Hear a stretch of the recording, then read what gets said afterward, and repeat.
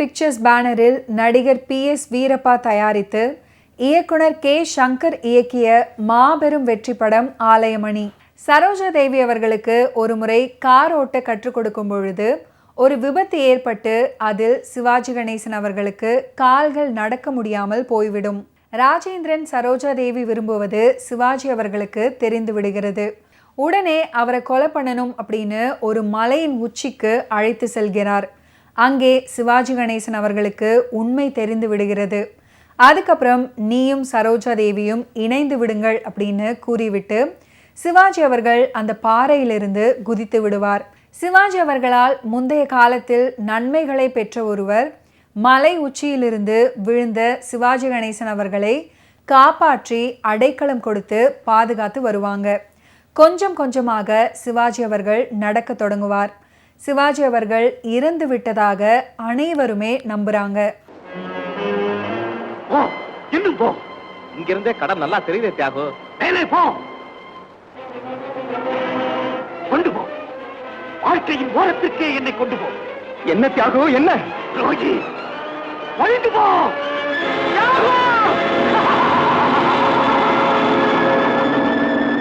தியாகு, இன்னும் நீ சாகவில்லையா?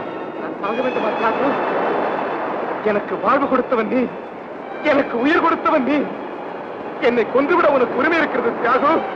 ஆனால் ஆனால் என்னை துரோகி என்று மட்டும் சொல்லாதே. அது மரணத்தை விட பயங்கரமானது, கொடுமையானது தியாகு, கொடுமையானது. உயிர் நண்பன் மணக்க போகும் பெண்ணோடு கள்ள நட்பு வைத்திருப்பவனை எப்படி என அழைப்பது? ஐயோ, அது போய் தியாகு, போய். எது போய்? நள்ளிரவில் மீனாவும் அழைத்து வந்தது பொய் என்கிறாயா? அல்லது சற்று நேரத்துக்கு முன்பாக இதே இடத்தில் அவனை அழைத்தபடி நின்றாயே, அது பொய் என்கிறாயா? இரண்டுமே பொய். மீனா என் அறைக்கு வந்தது உண்மை. ஆனால் துரோகம் புரியவர்கள் தலை சுற்றி பாதாளத்தில் தாயிருந்த மீனாவை நான் தாங்கி பிடித்தது உண்மை. ஆனால் தவறான எண்ணத்தோடு அல்ல தியாகு. நீ நினைக்கிற எந்த தவறையும் நான் செய்துவிடவில்லை. ஆனால் நீ கொஞ்சமும் எண்ணி பாராத மாபெரும் தவறை செய்துவிட்டேன். விரும்பிய பெண்ணை மணந்து நீ சந்தோஷமாய் வாழ வேண்டும் என்பதற்காக பெரிய உண்மையை மறைத்து விட்டேன் தியாகு. என்ன உண்மை? என்ன உண்மை? சொல் சொல். என் மானம் பாடிதான் உன் மீனா என்ற உண்மை.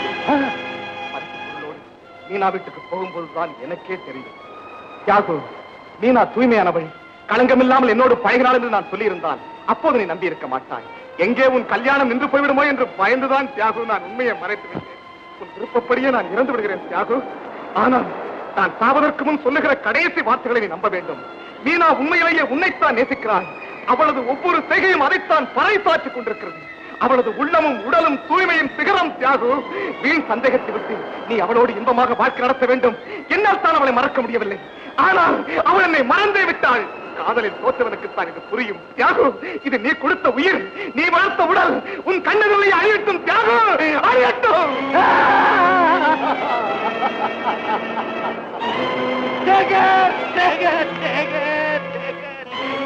தியாகு, நீ துரோகி அல்ல. அந்த துரோகி நீ என் வாழ்க்கையில் குறுக்கிடவில்லை. அந்த ஆண்கள் வாழ்க்கையில் குறுக்கிட்டேன். நான் ஒரு மிருகம், பெரிய மனிதன் உருவிலே இருக்கும் கரணி கொலைகாரன். காட்டிலே திரிய வேண்டிய விலங்குதான். கனவானாக கர்ணனை போல் மாளிகையில் உலவுகிறேன்.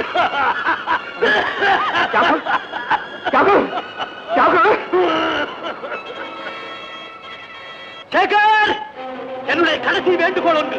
நீயும் மீனாவும் திருமணம் செய்து கொண்டு சுகமாக வாழ வேண்டும். இதுதான் நீ எனக்கு செய்யும் கைவாறு.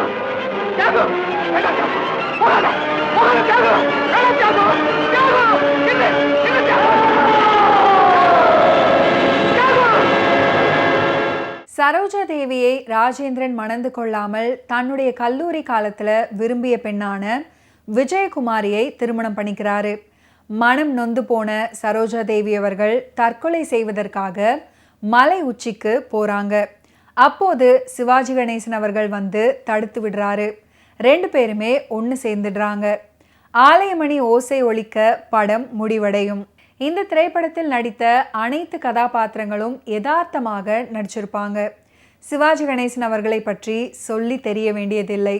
கதாபாத்திரத்தை நகல் எடுத்தது போல் நடிச்சிருப்பாரு.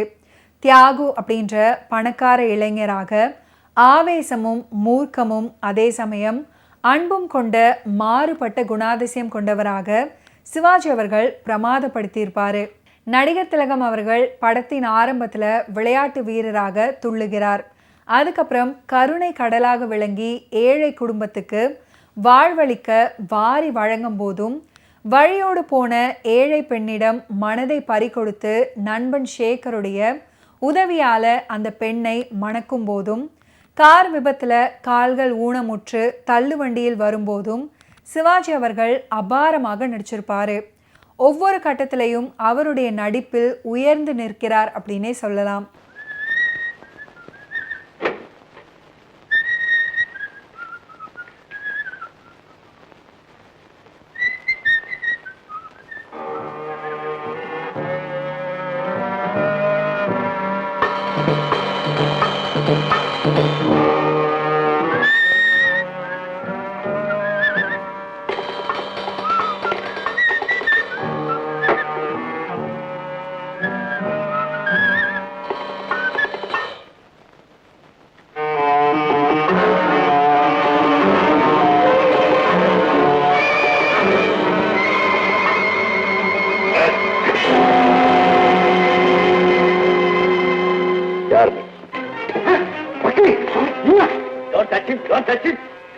இவன் நம்ம எஸ்டேட்ல வேலை செய்யற தொழிலாளி சார். நம்ம தொழிலாளி? என்னுடைய ஆள் என்ன எதுக்காக சொல்ல வந்தா? சொல்றேன். 3 தலைமுறையா உங்க குடும்பத்துக்கு நாங்க நாயா உழைச்சோம். அதுக்கு பலன் கடற்கரை குடிசையில் இருந்து எங்களை காலி பண்ண சொல்லிட்டாரு உங்க ஆட்கொண்டாம் பிள்ளை. அப்படியா? உங்களுக்கு உல்லாச மாளிகை கட்டணுமா? அதுக்காக நாங்க பிள்ளை குட்டியோட நடுத்தருவுல தவிக்கணுமா? காலி செய்ய மறுத்தோம். எங்க குடிசைகளை பிரித்திருந்து எங்களை வேலையிலிருந்து நீக்கிட்டாங்க. இப்ப எத்தனை குடும்பம் பட்டினியான தவிக்கிறது உங்களுக்கு தெரியுமா? எஜமா மேனேஜர், உல்லாச மாளிகை திட்டம் போற ஆட்கொண்டான் பிள்ளை கையில இருக்கு சார். அவளுக்கு செல்வா நான் நினைக்கவே இல்லை சார். நான்சென்ஸ். உங்களுக்கு நிர்வாக திறமை கம்மி. எனக்கு உல்லாச மாளிகை கட்டுறதுக்காக பரம்பரையா நமக்காக உழைச்ச குடும்பம் நடுத்தருவில் நிற்கிறதா? எனக்கு அவமானமா இருக்கு. Get out, all of you. Get out. வைக்கிறேன். என்ன மன்னிச்சிடும்.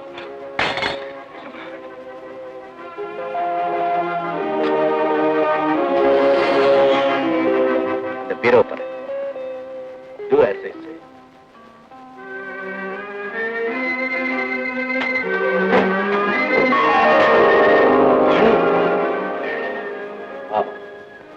பணம் எவ்வளவு வேண்டுமானாலும் எடுத்துப்போம். வேண்டாம் எஜமா, வேண்டாம். நீங்க இவ்வளவு நல்லவர்னு எனக்கு தெரியாது ஜமா. என்ன மன்னிச்சிருங்க ஜமா, என்ன மன்னிச்சிருங்க ஜமா. எழுந்து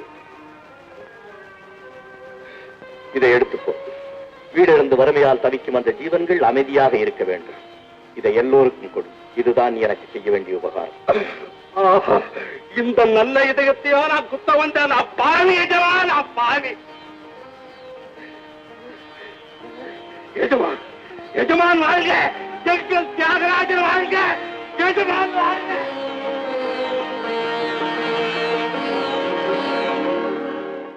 கவிஞர் கண்ணதாசன், மெல்லிசை மன்னர் விஸ்வநாதன் ராமமூர்த்தி வெற்றி கூட்டணி இந்த படத்திலையும் தொடர்ந்தது.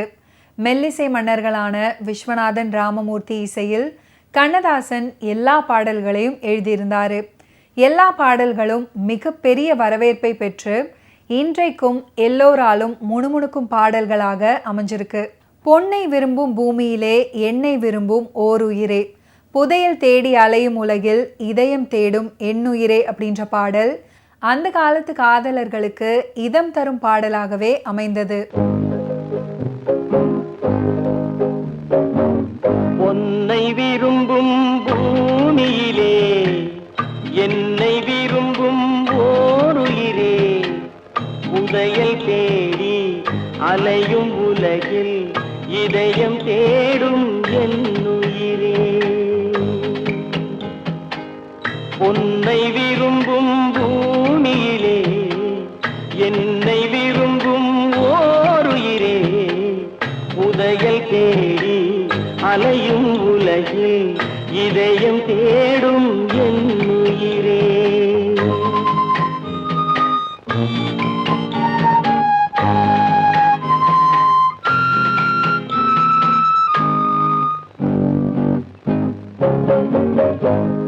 ஆயிரம் மலரில் ஒரு மலர் நீயே, ஆலய மணியின் இன்னிசை நீயே.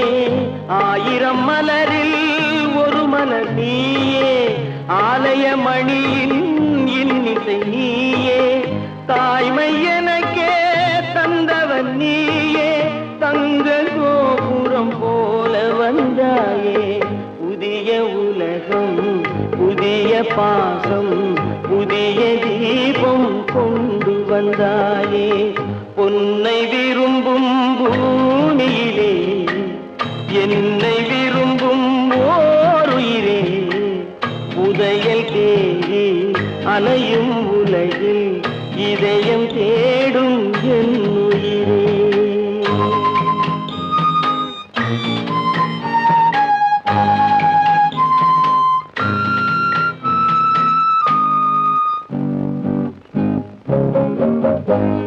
பறந்து செல்லும் பறவையை கேட்டேன், பாடி செல்லும் காற்றையும் கேட்டேன், பறந்து செல்லும் பறவையை கேட்டேன், பாடி செல்லும் காற்றையும் கேட்டேன், அலையும் நெஞ்சை அவரிடம் சொன்னேன், அழைத்து வந்தார் என்னிடம் உன்னை, இந்த மனமும் இந்த உறவும் என்றும் வேண்டும் என் உயிரே, பொன்னை விரும்பும் பூமியிலே என்னை விரும்பும் ஓருயிரே, புதையல் தேடி அலையும் உலகில் இதயம் தேடும் என் உயிரே.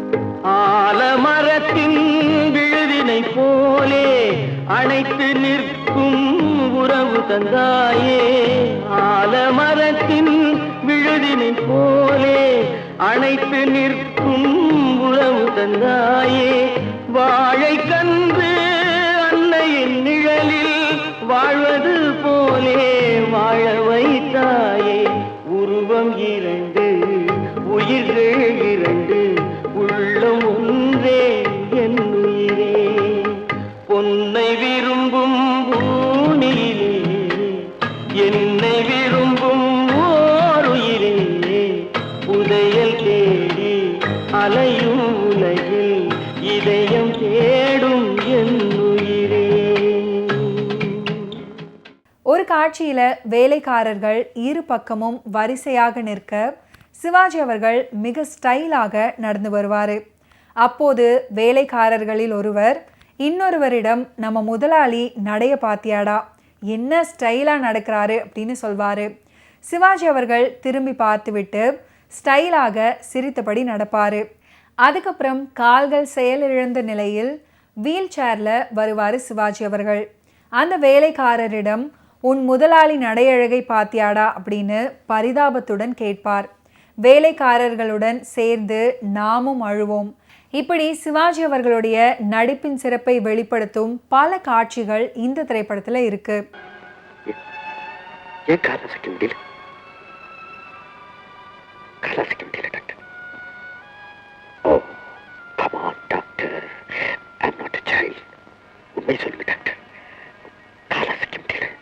தியாகராஜன், ஆக்சிடென்ட்ல உங்களுக்கு கன்கஷன் ஆஃப் தி பிரெயின் ஏற்பட்டது.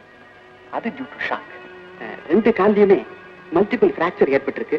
அதனாலதான் உங்களால காலை அசைக்க முடியல. ஃபியூச்சர்ல உங்களால நடக்க முடியுமா முடியாதாங்கிறத என்னால இப்ப சொல்ல முடியாது.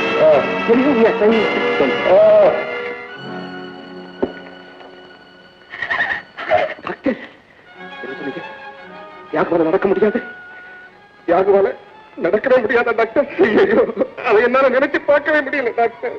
என் உயிர் போற நேரத்துல தன்னுடைய ரத்தத்தை கொடுத்து காப்பாத்துறேன் டாக்டர். இப்ப என்னால ஒண்ணுமே செய்ய முடியல டாக்டர். ஒண்ணு செய்ய டாக்டர். என் காலில் தங்க, என் காலை வெட்டி தியாகவுக்கு விட்ட வைங்க டாக்டர். என்னடா பொம்பளை மாதிரி அழுவுற? நடந்து போச்சு. அதுக்கு யார் என்ன பண்ண முடியும் டாக்டர்? நான் வந்து தனியா இருக்கணும். எல்லாத்தையும் வெளியே போக சொல்லுங்க. ஆல் ரைட், எல்லாரும் இப்படி கொஞ்சம் வந்துருங்க. கமா.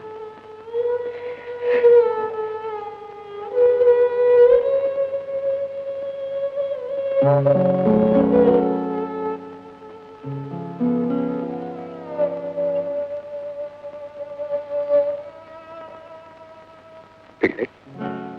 இங்க வாங்க. என்ன ஆயிடுச்சுமா? நடந்தது என்னமோ நடந்து போச்சு. இனிமே நடக்க வேண்டியதை பற்றி தான் நாம யோசிக்கணும். என்ன சொல்றீங்க ஏஜமா?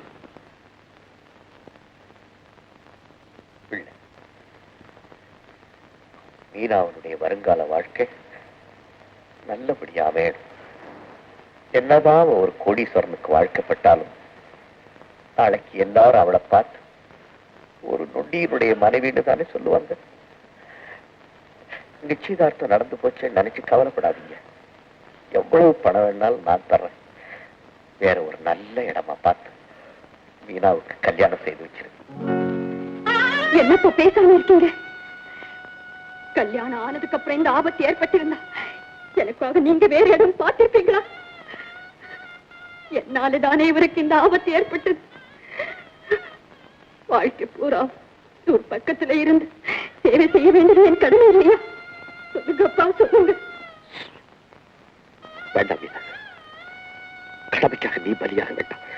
அது என் கடமை மட்டுமில்லை, என் உள்ளத்தின் விருப்பமும் அதுதான். மீனா, கல்யாணமாகாத நிலையில நீங்க இருந்த பல பேர் பலவிதமா பேசுவாங்க. அதை பத்தி எனக்கு கவலை இல்லை.